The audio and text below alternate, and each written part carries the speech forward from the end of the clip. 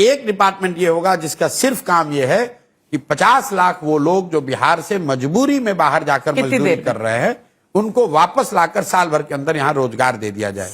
तो एक साल में 50 लाख नौकरियां, और उसके नौकरी नहीं, रोजगार, दोनों का फर्क है। रोजगार, झूठ नहीं बोलते, मतलब सरकारी नौकरी नहीं, रोजगार। कैसे सर, मैं तेजस्वी यादव थोड़े ना हूं, मैं कांग्रेस नहीं हूं।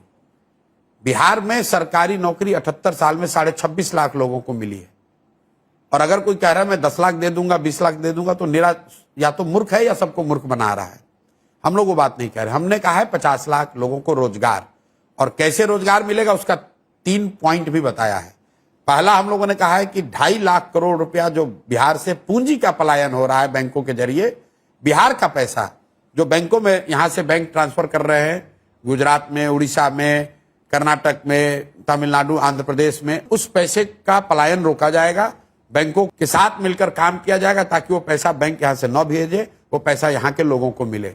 तो पहला ये है सीडी रेशियो को, बिहार में जो सीडी रेशियो आज 40 है उसको बढ़ाकर 70 किया जाएगा, ताकि बिहार में करीब 2.5 लाख करोड़ रुपया एक्स्ट्रा लोगों के पास रोजी रोजगार के लिए, पढ़ाई के लिए, खेती के लिए, घर के लिए, गाड़ी के लिए लोगों के पास उपलब्ध हो जाए।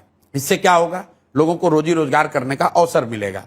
दूसरी बात क्या कही हम लोगों ने कि खेती को मनरेगा से जोड़ेंगे। इससे क्या होगा, जितने लोग हमारे बाहर जा रहे हैं, पंजाब में, हरियाणा में, एग्रीकल्चर जो माइग्रेशन हो रहा है, उनको हम लोग कह रहे हैं कि भाई तुमको यहीं रोजगार मिल जाएगा। आज धान की खेती में 1 एकड़ में अगर 2 मजदूर लगता है, अगर वहां कल आप लहसुन की खेती करेंगे, वहां 6 मजदूर लगेगा, 8 मजदूर लगेगा, उसको यहाँ जॉब क्रिएट होगा। अब आप बोलिएगा पैसा कहां से आएगा, तो भाई मनरेगा में जो दिल्ली पैसा दे रही है, देना चाह रहे हैं दिल्ली सरकार, पिछले साल बिहार सरकार का यूटिलाइजेशन है 39%। मतलब 100 रुपया अगर केंद्र सरकार से हम लोग ला सकते थे, हम सिर्फ 40 रुपए लेकर आए। जो 40 लेकर आए उसमें भी लूटपाट कर लिया। तो जैसे ही हम जो पैसा हमारा दिल्ली में है उसको अगर ले आए और अपने लोग जो मजदूरी यहां करना चाहते हैं, manual labour, semi skill labour का काम जो करना चाहते हैं, उनको देंगे, ये दूसरा लीवर है। और तीसरी बात जो मैंने कही, जिसपे आपने शायद उतना ध्यान नहीं दिया, कि बिहार में लोग कर्ज नहीं लेते हैं बिजनेस रोजगार के लिए। एक सामाजिक परेशानी है ये। यहां पर कर्ज लोग मुख्यतः 3 चीजों के लिए लेते हैं, घर बनाने के लिए, बेटी की शादी के लिए और बेटे को पढ़ाने के लिए। और कुछ जो गरीब लोग हैं इलाज के लिए पैसा कभी कर्ज लेते हैं। अगर आप इसको स्टडी जब कीजिएगा, हम लोगों ने जाके समाज में अध्ययन किया भाई लोग कर्ज क्यों नहीं लेना चाहते हैं, तो लोग यहाँ ब्याज से बहुत डरते हैं, मूलधन से ज्यादा ब्याज से डरता है। कह रहे भैया कर्ज लेंगे तो जीवन भर मेरा कर्ज चुकाते चुकाते बीत जाएगा। क्यों? क्योंकि इंटरेस्ट रेट गांव में, इनफॉर्मल सेक्टर में इतना ज्यादा है, 5%, 6%, 10% पर मंथ, 10% प्रति मंथ लोग ब्याज दे रहे हैं।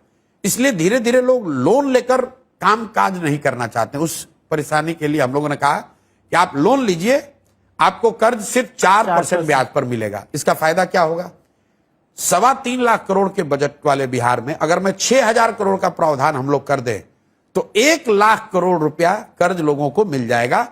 लोग 4% ब्याज खुद से देंगे, 6% सरकार देगी और 1 लाख करोड़ रुपया लोगों के हाथ में मिल जाएगा। अब इन तीनों चीजों को हम लोगों ने एक साथ किया और सिमुलेशन मॉडल रन किए कि अगर ये तीनों चीज कर दिया जाए, बिहार में 2.5 लाख करोड़ रुपया एक्स्ट्रा पूंजी उपलब्ध हो जाए, मनरेगा के तहत खेती में मजदूर उपलब्ध करा दिए जाए और 4% पर यहाँ के युवाओं महिलाओं को लोन मिलने लगे, तो इसका असर क्या होगा।